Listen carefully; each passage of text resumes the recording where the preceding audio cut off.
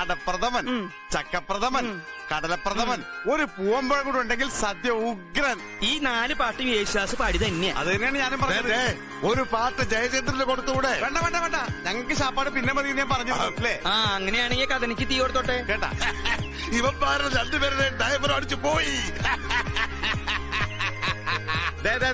ഒരു പ്രാവശ്യം ചാപ്പാട് വേണ്ടെന്ന് പറഞ്ഞു. ആ 4 പാട്ട് യേശുദാസ് തന്നെ പാടി.